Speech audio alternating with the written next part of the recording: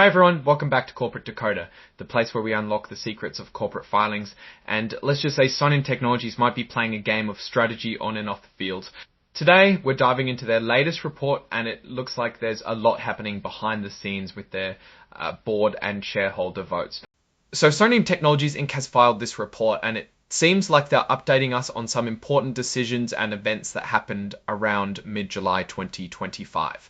Think of this as a regular check-in with investors, letting them know what's new and what decisions have been made. It covers everything from board compensation to how shareholders voted on key company matters. First up, let's talk about the people running the show. It looks like the company's board decided to give out some special bonuses to members of a special committee.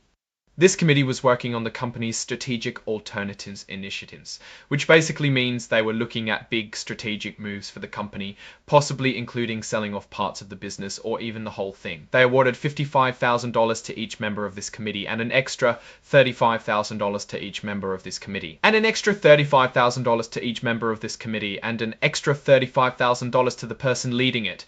The idea behind these bonuses is to reward them for their hard work and to make sure their interests are aligned with the company's long-term success, especially as they move forward with these big plans. Now moving on to the shareholders. The company held its annual meeting on July 18th, 2025. It seems like a good chunk of the company's stock was represented at this meeting, almost 64% of the shares that were outstanding. This means that enough people showed up either in person or by sending in their votes beforehand to make the official decisions. This is important because it shows that the meeting was legitimate and the decisions made are valid. The first big topic was electing new directors. The board nominated 5 people and the shareholders voted on them. It looks like James Cassano, Peter Liu, Mike Malika, Jack Stenstra, and George Thangadarai were all elected to serve as directors. This means the current board leadership is staying put, at least for these nominated individuals. Looking at the votes for James Cassano, he received over 5.6 million for votes with about 930,000 withheld. This indicates strong support for him. Peter Liu, however, had a much closer vote. He got about 3.7 million for votes, but also a significant 2.8 million withheld votes. This suggests that while he was elected, there was a notable portion of shareholders who were not entirely convinced. Mike Malika's numbers are very similar to Peter Liu's, with about 3.7 million for votes and nearly 2.9 million withheld. This again points to a more divided opinion among the shareholders on his directorship. Jack Steenstra, on the other hand, had very strong support, with over 5.6 million for votes and fewer than 630,000 withheld votes. That's a much more confident election. George Thangadarai also received solid backing with over 5.6 million for votes and about 930,000 withheld votes, similar to James Cassano. Interestingly, there were also other nominees, like Douglas B. Benedict, Joseph M. Glynn, Gregory M. Johnson, Sharendra Singh, and Michael Wallace, who were nominated by AJP Holding Company LLC and Orbic North America LLC. These individuals did not fare as well. For example, Gregory M. Johnson only received about 85,000 for votes, with almost 5.7 million withheld, and Michael Wallace had even fewer for votes at around 863,000. This clearly indicates that the majority of shareholders preferred the board's nominees over these challengers.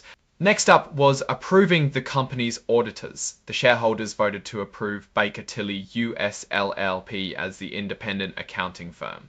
This is a standard procedure, and it looks like the shareholders were happy with this choice, with over 6.1 million for votes.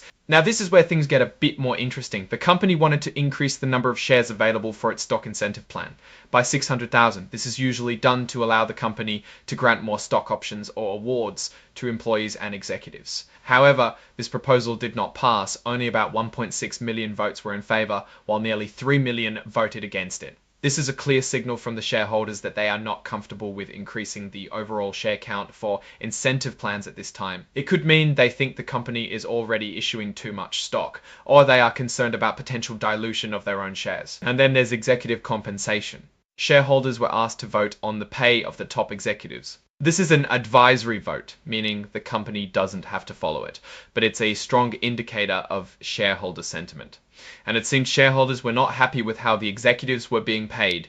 The for votes were only about 1.6 million, while against votes were almost 3 million. This is a significant rejection of the executive compensation packages. It suggests shareholders feel the pay doesn't match the company's performance or the value they are getting.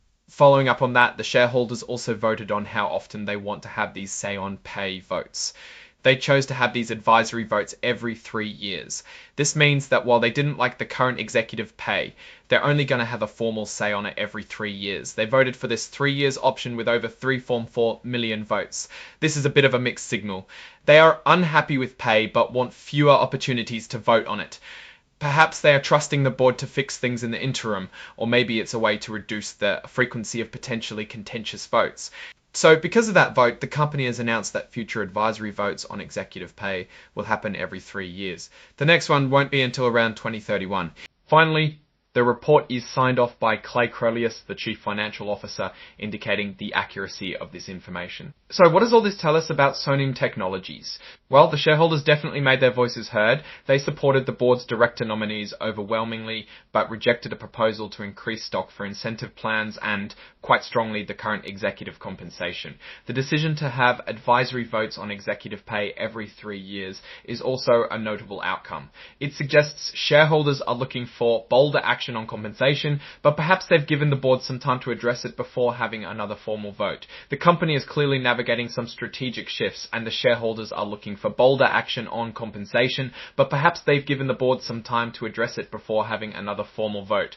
The company is clearly navigating some strategic shifts, and the shareholders are watching closely, especially when it comes to how their money is being spent and how the company is being led. These votes are crucial as they signal investor confidence and priorities. The rejection of executive compensation and the share increase proposal are clear areas where the company needs to show improvement and better alignment with shareholder expectations. Alright, that's our breakdown of Sonim Technologies' latest filing. What's your take on these numbers and what they signal for the company's future? Do you think the board is on the right track with their strategic moves despite the shareholder concerns about pay? Drop your thoughts in the comments. If this analysis was valuable, hitting that like button really helps, and subscribe for more deep dives into corporate filings. Don't forget to check out our Discord community linked in the description below for even more discussions. Thanks for watching. See you next time.